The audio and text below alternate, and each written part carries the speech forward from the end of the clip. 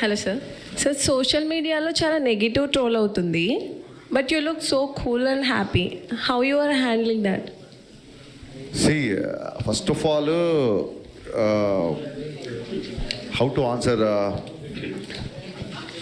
మనకంటూ ఒక క్యారెక్టర్ ఉంటుంది. అది irrespective of praise or criticism, character ఒకేలా ఉండాలి. బేసిక్గా గబ్బర్ సింగ్లో డైలాగ్ ఉంటుంది, నేను ఆకాశం లాంటి ఉరుము వచ్చినా మెరుపు వచ్చినా పిడుగు వచ్చినా ఎప్పుడు నేను ఇలాగే ఉంటానని. సో ఆ డైలాగ్ ఏంటంటే, సోషల్ మీడియాలో ట్రోల్స్ నాకు కొత్త కాదు, అలాగే సోషల్ మీడియా మాత్రమే జీవితం కాదు.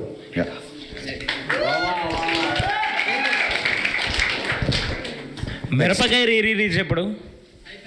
మిరపకాయ రిలీజా? ప్రొడ్యూసర్తో మాట్లాడి ఇమీడియట్గా చేపిద్దాం. త్వరగా అయ్యేలా చూడండి. Sure. Yeah hi sir. Yeah చెప్పమ్మా.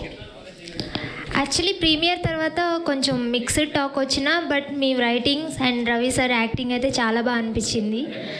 చాలామంది ఆడియన్స్ అయితే చాలా బాగా ఎంజాయ్ చేస్తున్నారు, కొన్ని డైలాగ్స్ కానీ everything.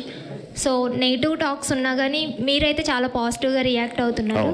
So me point of వ్యూలో ఏం చెప్తారు ఆడియన్స్కి? డెఫినెట్గా ప్రీమియర్స్ నుంచి మిక్స్డ్ టాక్ వచ్చింది. అదేంటంటే, with all the due respect, ఇప్పుడు అమ్మాయి అడిగిన క్వశ్చన్కి కానీ సుధీర్ వర్మ కానీ, లేకపోతే రమేష్ వర్మ, అలాగే కార్తీక్ ఘట్టంనేని, వీళ్ళందరూ నాకు friends. But let me be practical. గతంలో రామారావు అండ్ డ్యూటీ కానీ, రావణాసుర కానీ, కిలాడి కానీ, ఈగిల్ కానీ, ఇవి కూడా కొంచెం డిసప్పాయింట్ చేసాయి. బట్ ఆ డైరెక్టర్ల మీద లేని అటాక్ నా మీద ఉంది. ఎందుకంటే I can easily sense there are some personal agendas. కొంతమంది, అంతమంది అని చెప్పను, కొంతమంది. అట్ ది సేమ్ టైమ్ ఎందుకు డైలాగులు మీకు గుర్తున్నాయంటే, ఈ ఎవరైతే అటాక్ చేసి ఎవరైతే నెగిటివ్ స్ప్రెడ్ చేస్తున్నారో they are conveniently criticising. There is a difference between constructive criticism and convenient criticism. So ఏదో డ్యాన్స్ మూమెంట్లో ఒక జేబులో పాకెట్ల గురించి మాట్లాడుతున్నారు, బట్ కట్నం తీసుకొని కాపురం చేసే మగవాడు చేస్తే మగవాడు వ్యభిచారం చేసినట్టు డైలాగ్ రాశాను. దాన్ని కన్వీనియంట్గా పక్కన పెట్టేశారు, ఎందుకంటే మంచి డైలాగ్ కదా. అమ్మాయిలందరికీ విపరీతంగా నచ్చిన, చాలామంది కాల్ చేశారు. ఆ డైలాగ్ చాలా మంచి డైలాగ్. అలాగే హీరోయిన్ ఎప్పుడైతే నువ్వు నా వెనకాల పడ్డా నాకు ఇబ్బందిగా ఉంది అంటుందో, అప్పుడు హీరో 2 చేతులు పెట్టి దండం పెట్టి, మీకు నా ప్రేమ అర్థమయ్యేంత వరకు ఇంకా నేను మీ జోలికి రాను అంటాడు. అబ్బాయిలందరికీ కూడా ఒక అమ్మాయి ఎప్పుడైతే పింక్ సినిమాలు చెప్పినట్టు ఒక అమ్మాయి ఎప్పుడైతే నో అని చెప్పిందో ఆ నోని రెస్పెక్ట్ చేయాలి మనం. సో ఆ థాట్ నుంచి వచ్చిన డైలాగ్ అది. సో దీని గురించి కూడా ఎవరు మాట్లాడరు, ఎవరైతే నెగిటివ్ స్ప్రెడ్ చేద్దాం అనుకున్నారు. సో ఎన్నో మంచి డైలాగులు, ఎన్నో మంచి విషయాలు సినిమాలో ఉన్నప్పుడు దాన్ని కన్వీనియంట్గా పక్కన పెట్టి, కన్స్ట్రక్టివ్ని పక్కన పెట్టి కన్వీనియంట్ క్రిటిసిజం చేసిన వాళ్ళ గురించి మనం పెద్దగా పట్టించుకోవాల్సిన అవసరం లేదు, నా ఫీలింగ్ అంతే. యా.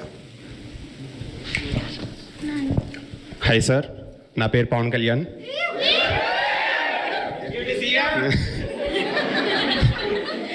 సో డిఎస్పీ క్యామియో ఉంది కదా, అది ముందు నుంచి ప్లాన్ చేస్తున్నారా, లేదంటే సినిమా షూటింగ్ అప్పుడు ఫ్లో? మొన్న నేను పోస్ట్ రిలీజ్ మీట్లో చెప్పినట్టు భాను మాస్టరు, రవితేజ్ గారు అందరు కలిసి నన్ను చేయమన్నారు క్యామియో. నేనేమో పక్క post production, promotions plus song shooting జరుగుతుంది. I was fully tired, I was not prepared to be on screen. ఏం చేయాలో అర్థం కాక లాస్ట్ మినిట్లో రేపు షూటింగ్ అనగా దేవిశ్రీప్రసాద్ గారికి కాల్ చేశాను. ఆయన షాక్ అయిపోయాడు, సార్ మరీ 1 డే ముందు చెప్తున్నారు, అసలు ఏంటి సాంగ్ ఏంటి అదేంటి. బట్ ఆల్రెడీ మిక్కీ జమేర్కి పాటలు అంటే దేవిశ్రీ గారికి కూడా బాగా ఇష్టం. The always conveyed is best regards to convey.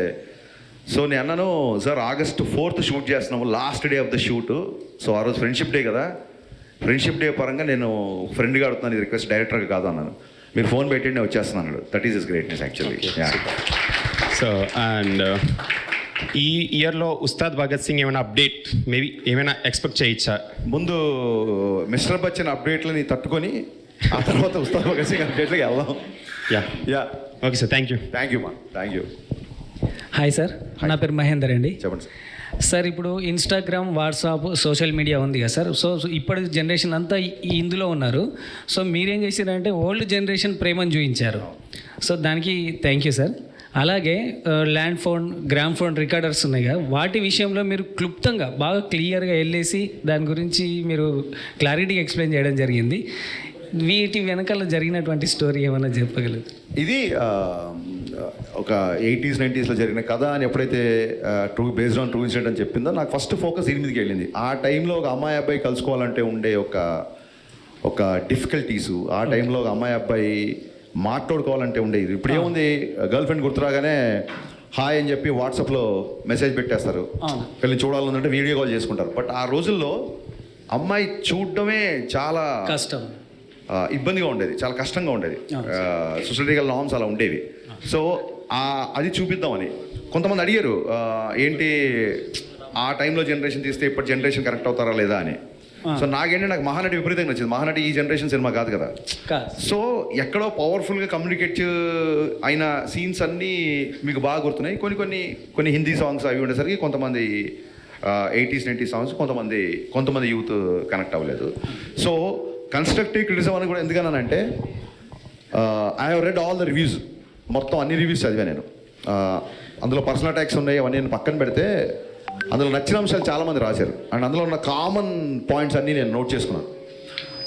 ఇప్పుడు నాకు గ్రేటాంధ్రమూర్తి గారికి జరిగిన ఇంటర్వ్యూ వల్ల ఇంకోటి అతను ఎంత అటాక్ చేసినా ఏం చేసినా నాకు రివ్యూలో గ్రేటాంధ్రాలో నేను మనకు చెప్పాను, గ్రేటాంధ్రాలో రాసిన రివ్యూలో నాకు చాలా విషయాలు నచ్చాయి ఫ్రాంక్గా. సో మీరు 80s 70s అన్నారు, నేను వాగ్దానం సినిమాలో ఒక పాట ఘంటసాల గారు సీతాకళ్యాణ పాట పెట్టా, ఆ పాయింట్ని గ్రేటాంధ్ర రివ్యూ ఆయన పర్టికులర్గా నోట్ చేశాడు. సో చాలా హ్యాపీ అనిపించింది. ఎక్కడో బ్యాక్గ్రౌండ్లో వచ్చే సాంగ్ కదా, ఇది గుర్తుంచి ఉంటుందా లేదా, ఆడియన్స్ దీన్ని కరెక్ట్ అవుతారా లేదా అన్నప్పుడు, ఇలాంటి రివ్యూస్ అవుతున్నప్పుడు I felt very happy. So అతను 2.25 ఎంతో ఇచ్చాడు, I'm not bothered about it. But నేను చదివిన రివ్యూలలో అతను మెన్షన్ చేసిన అవన్నీ నాకు బాగా నచ్చాయి. సో అవన్నీ బేస్ చేసుకొని నాకు తెలిసి ప్రతి డైరెక్టర్కి తను చేసిన వర్క్ చాలా గొప్పగా ఉంటుంది. ఒక్క ఫ్రేమ్ తీయాలన్నా సరే ఒప్పుకొని దర్శకులను చూసా. అలాంటిది 11 to 13 minutes ఈ రివ్యూస్లో వచ్చిన కామన్ పాయింట్స్ అన్నీ తీసుకొని 11 to 13 minutes ట్రిమ్ చేశాను నేను యాక్చువల్గా. సో నేను రివ్యూస్ని సీరియస్గా తీసుకుంటా అని చెప్పడానికి ఇది ఒక చిన్న ఎగ్జాంపుల్. సో రవితేజ గారి పక్కన జిక్కి గారికి మంచి మాస్ క్యారెక్టర్ పడింది. యాజ్ అ డైరెక్టర్ మీ థాట్ ప్రాసెస్ ఏంటి హీరోయిన్స్ చూస్ చేసుకునేటప్పుడు? And one more thing is, day వన్నే ఆడియన్స్ అంటే జనరల్గా ఆడియన్స్ చాలా ఇవాల్వ్ అయ్యారు ఇదివరకు కన్నా ఇప్పుడు చాలా కొంచెం సైలెన్స్ అమ్మా, ఇక్కడ నిల్చిన వాళ్ళందరూ కొంచెం సైలెన్స్. ఆడియన్స్ చాలా ఇవాల్వ్ అయ్యారు ఇదివరకు కన్నా. సో డే వన్నే ఫిక్స్ అయిపోతున్నారు సినిమాలో ఉంది, సినిమాలో ఉందని. అది మీకు ఓకేనా? What's your opinion on this? 100% అండి. సినిమా చూడాలా వద్దా అనేది మన ట్రైలర్ని బట్టి, మన సాంగ్స్ రిలీజ్ ముందే బ్లాక్ బస్టర్ అయ్యి, ఒక సాంగ్ 2 సాంగ్లు కాదు, ఎంటైర్ ఆల్బమ్. జిక్కీ సాంగ్లో లిరిక్స్ కూడా ట్విట్టర్లో పోస్ట్ చేశారు చాలామంది, ఎన్ని రోజులైంది ఇలాంటి లిరిక్స్ విని. సో డే వన్ డిసైడ్ అవ్వడానికి, సినిమా చూడడానికి, ఇప్పుడు సినిమా నచ్చిన వాళ్ళు కూడా వాళ్ళు అంటే పర్సనల్ అటాక్స్ పక్కన పెట్టేస్తే, సినిమా నచ్చిన వాళ్ళు కూడా టికెట్ కొనుక్కున్న సినిమా, అరే హరీష్ ఒక సినిమా తీసాడు బాగుంటుంది అని సాంగ్స్ విను, ట్రైలర్ విను, టీజర్ విను, లోపలికి వచ్చిన వాళ్ళు కదా. So I respect everybody who ever watch my film, with respect of your liking or disliking. I respect all the people who bought the ticket and watch the film. First of all I have huge respect on that. So Jikki అనే క్యారెక్టర్కి ఎందుకు కొత్త అమ్మాయికి వెళ్ళామంటే, ఆ 90sలో ఒక వీధిలో ఒక అమ్మాయి ఇలా ఉండేదేమో అనిపించడానికి. సో ఫ్రెష్ ఫేస్ అయితే న్యాచురల్గా ఆ స్ట్రీట్లో ఒక జిక్కీ అనే అమ్మాయి ఉంది అనే ఫీలింగ్ వస్తుంది. ఆల్రెడీ స్టార్స్ని, సూపర్ స్టార్స్ని పెడితే వాళ్ళు చేసిన మిగతా మోడర్న్ సినిమాల తాలూకు ఇమేజ్ అంతా ఓవర్ షాడో అవుతుందని అలా పెట్టాము. సాంగ్స్లో డెఫినెట్గా I'm commercial film maker, I love songs. నేను చాలామంది సోషల్ మీడియాలో మోడర్న్ రాఘవేంద్ర అన్నారు, I take it as a compliment. సాంగ్స్లో డెఫినెట్గా సినిమాటిక్ లిబర్టీ ఉంటుంది. ఒకవేళ ఉమెన్నే ఆబ్జెక్టిఫై చేయాలనుకుంటే సినిమా అంతా మీరు అబ్జర్వ్ చేస్తే అమ్మాయి లంగావణిలో ఉంటుంది లేదా శారీలో ఉంటుంది తప్ప, ఎక్కడ కూడా టాకీలో తీసిన సీన్స్లో కూడా ఎక్కడ కావాలని చెప్పి, ఈవెన్తో young couple or in love, ఎక్కడ కూడా అనవసరపు ఎక్స్పోజింగ్ కానీ అది ఇప్పుడు చేయలేదు. సో నేను చెప్తున్నా కదా, కన్వీనియంట్గా క్రిటిసైజ్ చేసేవాళ్ళు టాకీలో ఒక 40-50 సీన్లు అమ్మాయి ఉంటే ఆ లంగావని వదిలేసి సాంగ్స్లో ఎప్పుడో వచ్చే ఒక సాంగ్స్లో పట్టుకుందాన్ని అబ్జెక్టిఫై చేస్తారు. సో ఇవన్నీ చూసినప్పుడు నవ్వు వస్తుంటుంది. ఓవరాల్ సినిమా అయితే మీ టేకింగ్ కానీ, రవన్ యాక్టింగ్ కానీ, సత్య అన్న కామెడీ మెయిన్ చాలా బాగున్నాయి అన్న. అండ్ సినిమా గురించి అయితే ఇంకా క్వశ్చన్స్ ఏం అడగాలనుకోవట్లేదు. అండ్ ఐ థింక్ రవి అన్న మీరు చాలా క్లోజ్ అని తెలుసు. సో రవి అన్నకి మీకు